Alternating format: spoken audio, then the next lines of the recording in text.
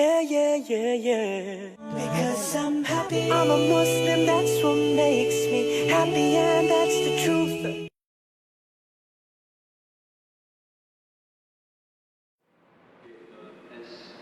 As we realize, Malaysia is a multiracial and multi-religious country.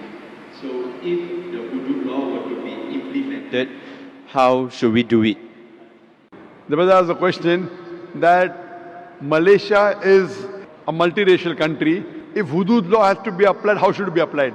Brother, I don't know the constitution of Malaysia. I'm just a traveler. What Islam says, I can tell you. Malaysia, I'm not the right person to have asked.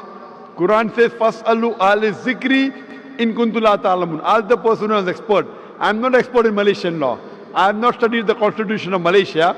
So I will not know what does Malaysia say. I can say what does Quran say. Quran has given capital punishment for certain crimes. That I can comment on. For example, if someone commits rape, in Islam, it's capital punishment. People may say, oh, capital punishment in this age of science and technology, Islam is a barbaric religion, merciless religion. I normally say, and I've asked this question to many non-Muslims, thousands of them, if God forbid, someone rapes your mother, and if the rapist is brought in front of you, and if you are made the judge, what punishment will you give that rapist? Brother, God forbid somebody rapes your mother, and if the rapist is brought in front of you, what punishment will you give him? Brother? Capital punishment. Capital punishment, correct.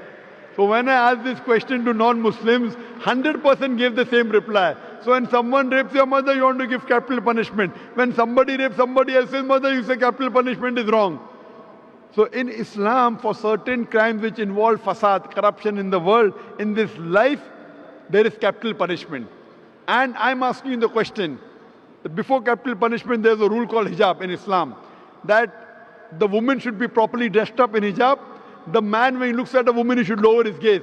Surah Nur, chapter number 24, verse number 30 and 31. So in Islam, the woman should be dressed up modestly with hijab, and a man should lower his gaze. After that, if anyone rapes, capital punishment. I'm asking you the question today, you know America. People look up to America as the most advanced country in the world. Do you know the maximum rapes in any country in the world? It is USA, America.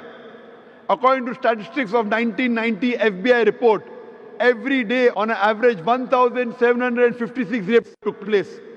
According to statistics of 1996, US Department of Justice, every day 2,713 cases of rape took place. That means every 32 seconds, one rape is taking place. You know, we are in this auditorium for the past 3.5 hours.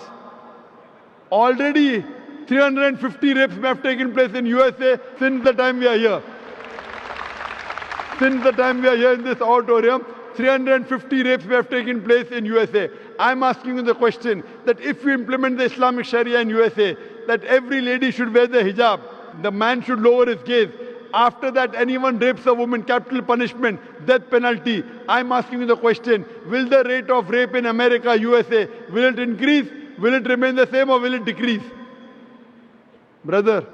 Decrease. Decrease, correct. You implement the Sharia, you get results.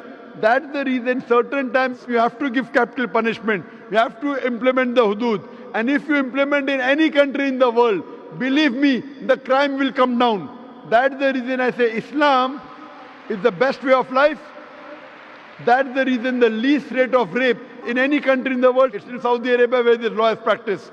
I don't know what law is practiced in Malaysia, but if you implement this law in Malaysia also, inshallah the rate of rape will come down. Thank you.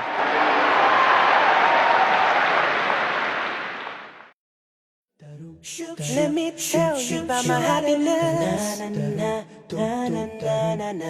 get my happiness from Islam.